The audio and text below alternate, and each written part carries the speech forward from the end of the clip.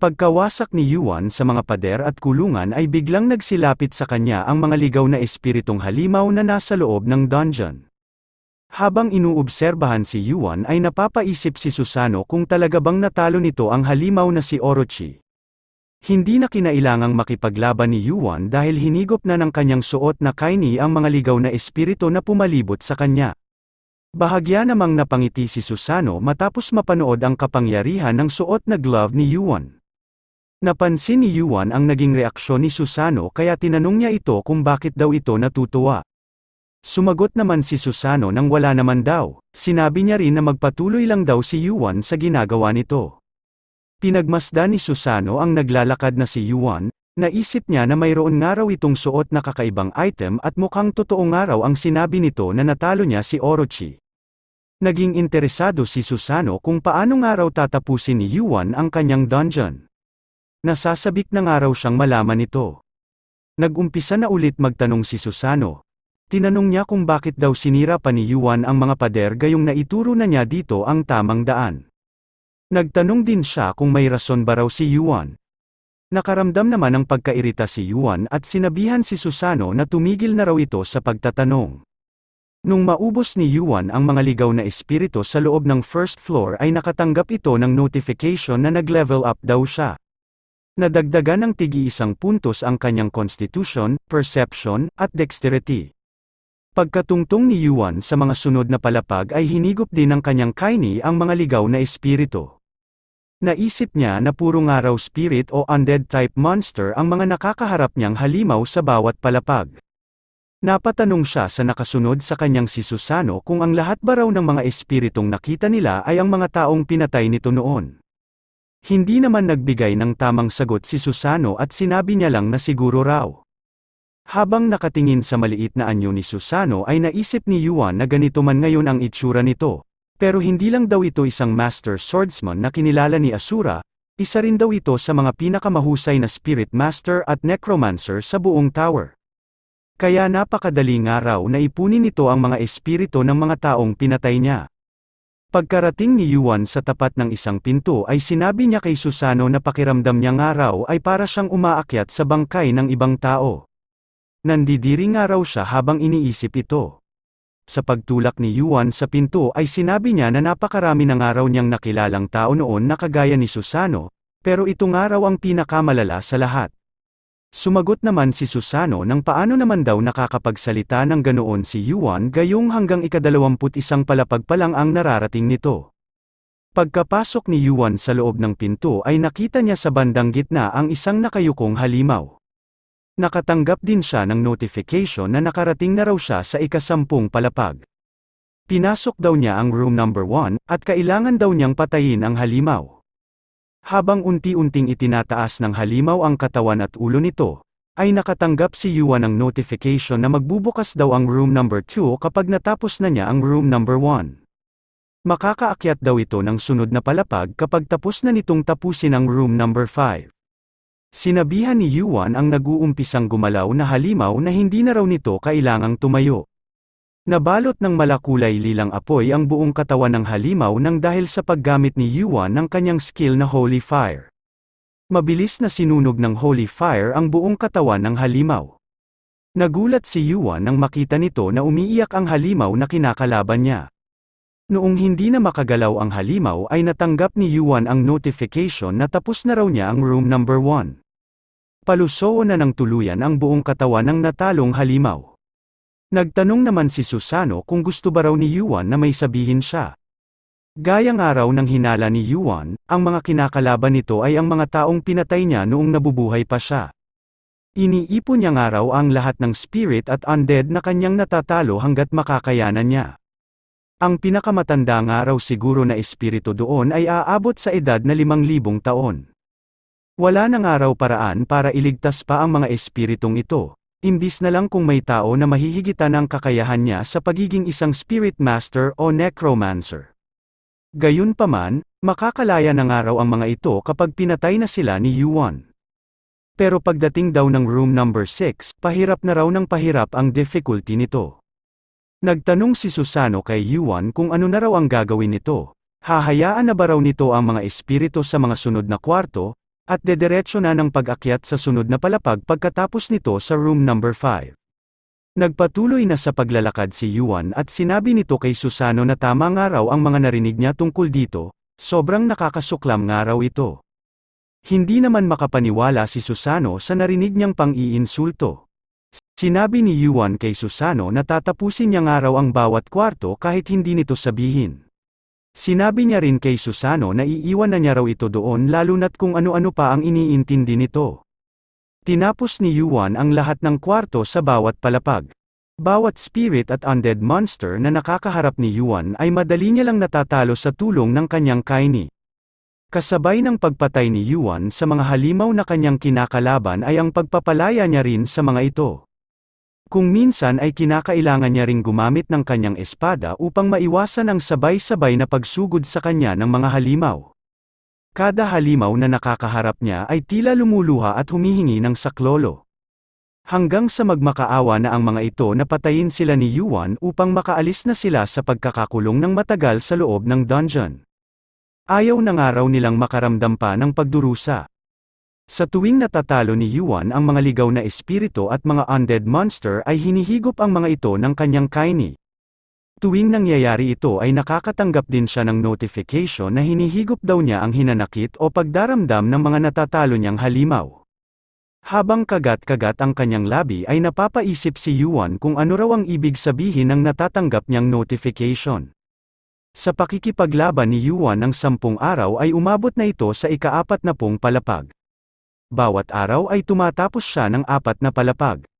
Pagkalampas niya ng 40th floor ay doon na humirap at bumagal ang kanyang pag-akyat. Inabot siya ng 20 araw sa pagtapos niya ng 41st floor hanggang sa 50th floor ng Susano's dungeon. Sa ika-50 palapag ay nakakita si Yuan ng isang kahon. Pagkabukas niya ng kahon ay nakatanggap siya ng notification na nadiskubre raw niya ang unang relic ni Susano. Hinubad ni Yuan ang kanyang suot na pyromancy robe at itinaban sa nakasunod sa kanyang si Susano. Pinalitan niya ito ng nakuha niyang item na tinatawag na Garment of the Four Great Elementals. Ang Garment of the Four Great Elementals ay isang armor na blessed ng mga elemental kings of fire, water, wind, at electricity. May malakas itong resistance laban sa mga nasabing elemento. At maaari ring gumamit ng mana ang may suot nito upang mas mapalakas pa ang resistance nito. Nainis si Susano sa pyromancy robe na ipinatong sa kanya ni Yuan. Naisip naman ni Yuan na hindi na nga rin daw masama ang item na ito. Nabawasan nga raw siya ng ilang physical resistance, pero mababayaran niya naman daw ito sa pamamagitan ng pag-iwas gamit ang kanyang sensory field. Nung maalis na ni Susano ang robe na nakatabon sa kanya ay naisip nito na maswerte nga raw si Yuan dahil nakakuha na agad ito ng bagong item. Mas nakumbinsi siya ngayon na ipagpatuloy ang kanyang pagsunod. Napahawak si Yuan sa kanyang ulo habang naglalakad ito sa isang mahabang hagdanan. Sa mga oras na ito ay 42 araw na siya sa loob ng Susano's Tower. Naisip ni Yuan na hindi niya nga raw alam kung kailan ito nagsimula. Pero nag-uumpisa na nga raw siyang makarinig ng mga boses sa tuwing pumapatay siya ng halimaw sa loob ng dungeon. Lagi nga rin daw siyang nakakatanggap ng notification na nahihigop niya raw ang hinanakit at pagdaramdam ng mga tinatalo niyang halimaw. Ang makarinig nga raw ng boses ng mga patay ay magagawa lamang ng mga high-class necromancer. Napapaisip si Yuan kung may kaugnayan ba raw ito sa kanyang suot na kaini. Sa tuwing nangyayaring araw ito ay halos kinikilabutan siya na bahagyang nakakagulo sa kanyang kaisipan. Napansin ni Susano na tila may iniisip si Yuan, sinabihan niya ito na mukhang pagod na nga raw ito dahil bumabagal na ang hunting speed nito. Hindi nga raw ito basta-bastang dungeon, pero hindi na nga rin daw masama ang ipinapakita ni Yuan kahit na hanggang ika-21 palapag pa lang ang nararating nito. Lumapit si Susano sa kaini ni Yuan. Sinabi niya na mukhang may espesyal nga raw na ability ang guantes na ito. Nagtanong din si Susano kung bakit hindi ito ginagamit ng maayos ni Yuan. Nagtataka rin siya kung tinatago ba raw ito ni Yuan upang gawing alas sa pakikipaglaban. Napatanong naman si Yuan kung ano ba raw ang tinutukoy ni Susano. Sumagot naman si Susano na halos magkaparehas daw pala sila ni Yuan. Kaya nga raw nagtatanong siya kay Yuan kung bakit hindi niya ito ginagamit. Hanggang sa biglang may naisip si Susano, at tinanong nito si Yuan kung wala ba raw talaga itong alam. Napatanong si Yuan kay Susano kung paano niya ba raw ito gagamitin. Nagmaang-maanga naman si Susano at sinabing paano niya naman daw ito malalaman. Sinabihan ni Yuan si Susano na umaasta nga raw ito na parang alam nito ang lahat, pero sa totoo lang daw ay wala rin pala itong alam. Ikinagalit naman ni Susano ang narinig niya mula kay Yuan. Binigyan na niya nga raw ito ng clue pero hindi pa rin ito maintindihan. Ito nga raw ang problema ngayon sa mga kabataan. Naisip ni Yuan ang binanggit ni Susano na gamitin niya raw ito ng maayos, hindi pa naman daw niya nagagamit ang Hell skill simula nung umakyat siya sa Hidden Dungeon. Napapaisip si Yuan kung iba pa ba raw na kapangyarihan ng Kaini ang tinutukoy ni Susano. Totoo nga raw na kulang ang kanyang nalalaman tungkol sa Kaini. Iba na nga rin daw ang anyo nito ngayon at hindi rin daw siya malapit sa orihinal na may-ari nito na si Hades. Sa Big Three God nga raw ng Olympus ay si Hades ang pinakamailap at pinakamasikreto. Naisip ni Yuan na nagagamit niya nga raw ang Kaini bilang amplification item na nakakapagpalabas ng kanyang mana. Mabuti raw at nakakuha siya ngayon ng impormasyon na may ibang gamit pa ito. Pinuri ni Susano si Yuan na mas malakas na raw ito ngayon kaysa sa nung bagong pasok pa lang ito ng kanyang dungeon. Pero napakalayo pa rin daw nito sa lakas ng isang high ranker.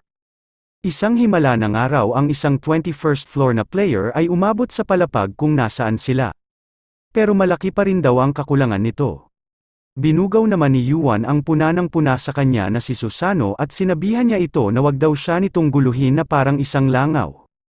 Umakyat si Yuan ng hagdan hanggang sa makarating ito sa tapat ng isang pinto.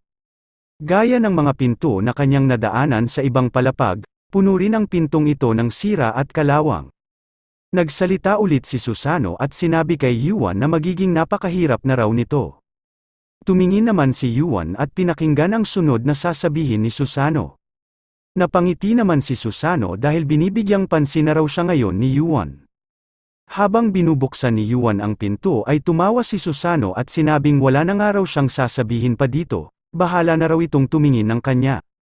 Pagkapasok ni Yuan sa binuksan niyang pinto ay nakita niya na napakalawak nito.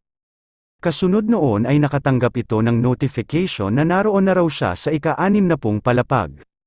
Nagmasid si Yuan sa kanyang paligid, wala nga raw siyang makita na kahit na ano doon. Hanggang sa bigla siyang nagulat nung gamitin na niya ang kanyang skill na Cinder Eyes. May natanaw siya na anino ng kung anumang nilalang mula sa malayo. Nung gamitin niya ng maigi ang kanyang Cinder Eyes ay doon na niya unti-unting nakita kung ano ang nasa kanyang harapan. Tila isa itong kabalyero na nakasuot ng mabibigat na baluti. Nagpakawala ng malakas na kapangyarihan ang nilalang na nakita ni Yuan. Naisip niya na napakalakas nga raw ng killing intent nito. Marahil nga raw ay hindi ito isang ordinaryong kabalyero noong nabubuhay pa ito. Nagulat si Yuan nang mag-umpisa ng gumalaw ang sunod niyang makakalaban. Habang nakatingin sa makapangyarihang kabalyero ay nakatanggap si Yuan ng notification na kailangan daw niyang talunin ang Death Knight na nasa kanyang harapan. Ang pangalan daw ng Death Knight na ito ay King Arthur. Sa pagliwanag ng mata ng Death Knight ay napaisip si Yuan kung ito ba raw talaga si Arthur. Si Arthur ay ang kaibigan ng isa sa mga matagal na kakampi ni Yuan na si Merlin.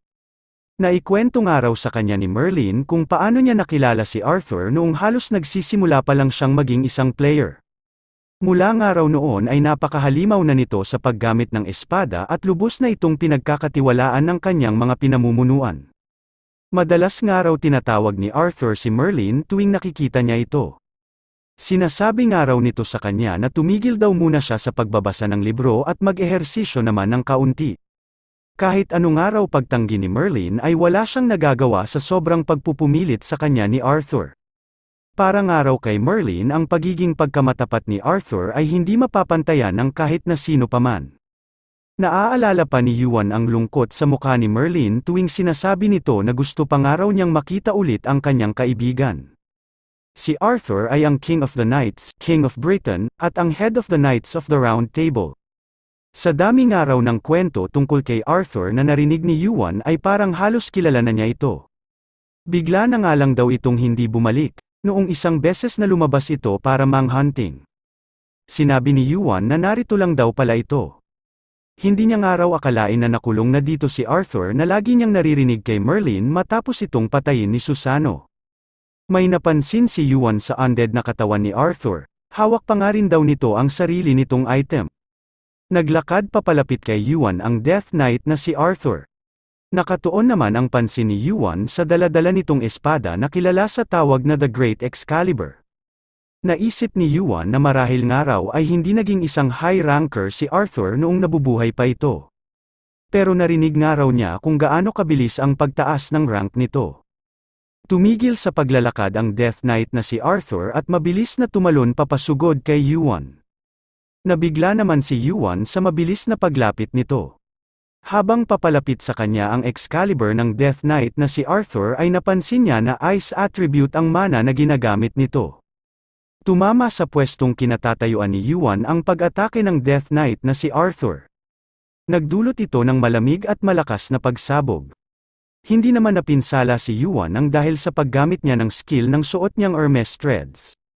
Mabilis siyang nakatalo ng mataas at ginamit ang skill na Sky Step upang mapunta sa likuran ng kalaban niyang Death Knight. Habang pababa si Yuan ay inihahanda na nito ang kanyang espada na Edge of Nightfall sa kanyang pag-atake. Agad namang nakaatras ang Death Knight na si Arthur at sinalo ng kanyang Excalibur ang espada na Edge of Nightfall ni Yuan.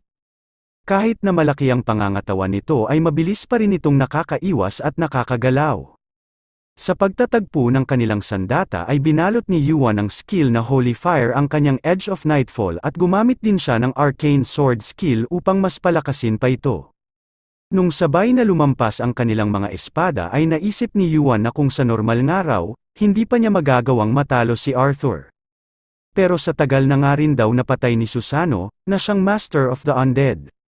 Marahil nga raw ay mas mahina na ngayon si Arthur kumpara sa orihinal nitong lakas.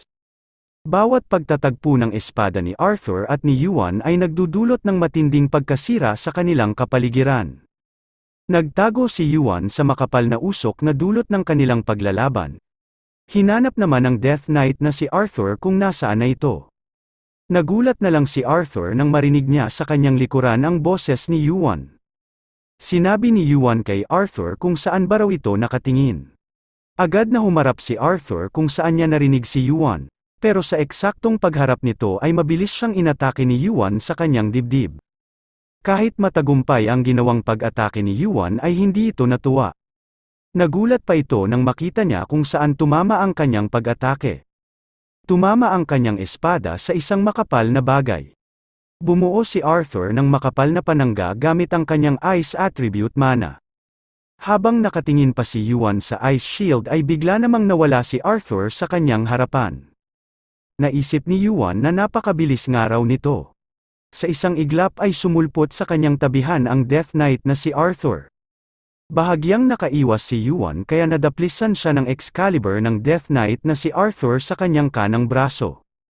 Sa pagsisimula ng pagdugo ng kanyang nakuhang sugat ay naisip ni Yuan na hindi nga raw ito tinawag na King of Knights nang walang dahilan. Isa nga raw itong modelong halimbawa kung paano ang tamang pakikipaglaban gamit ang espada. Sinabi ni Yuan na naiintindihan na niya raw kung bakit ito nasa ika-60 palapag. Matatawag na nga raw ang Death Knight na si Arthur bilang mid-boss ng dungeon. Ang ibaba at itaas na bahagi ni Yuan ay napalibutan ng matatalas na patalim na gawa sa yelo. Isa ito sa taglay na skills ni Arthur. Sunod-sunod na kumawala ang mga matatalim na yelo na nakatigil sa itaas at ibaba ni Yuan. Nabalot ng makapal at malamig na usok ang pwestong kinatatayuan nito. Sa dami ng ice blades na hinarap ni Yuan ay nakatanggap siya ng notification na mabilis raw na bumababa ang temperatura ng kanyang katawan. Nanatiling nakatayo si Yuan sa kanyang dating pwesto, pero sa mga sandaling ito ay nasa ilalim na siya ng epekto ng kondisyon na tinatawag na frostbite. Kahit ganoon ay sinusubukan pa rin ng suot niyang Garment of the Four Great Elementals na labanan ang malamig na ice aura. Naisip ni Yuan na nagawa nga raw niyang maiwasan ang mga ice blades sa tulong ng dalawa niyang skill na Cinder Ice at Sensory Field. Pero hindi niya nga raw naharangan ang ice aura nito. Pakiramdam niya nga raw ngayon ay para siyang kumain ng isang ice crystal. Kasabay ng pagsugod ni Arthur ay nag-activate ulit ito ng napakaraming ice blades. Naisip naman ni Yuan na marahil nga raw ay napakasimple ng pattern ng pag-atake ni Arthur, pero napaka-flawless naman daw ng paggalaw nito. Naiwasan at nasangga ulit ni Yuan ang mga ice blades na pumatak sa kanya. Habang nakapokus pa si Yuan sa pagdepensa ay tumalon ng mataas si Arthur. Sa pagbagsak ni Arthur ay kasama ng lakas ng kanyang pag-atake ang buo niyang bigat.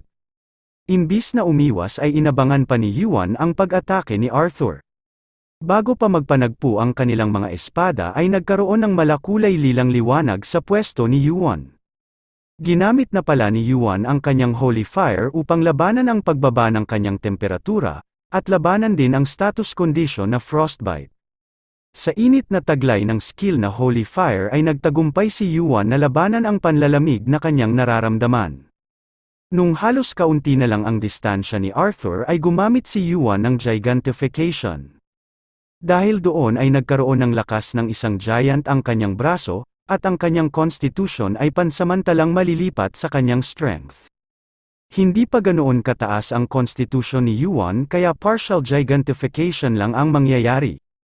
Sinabi ni Yuan sa papalapit sa kanyang si Arthur na mahusay nga raw ang ginagawa nitong kombinasyon ng long-range skills at pisikal na pag-atake.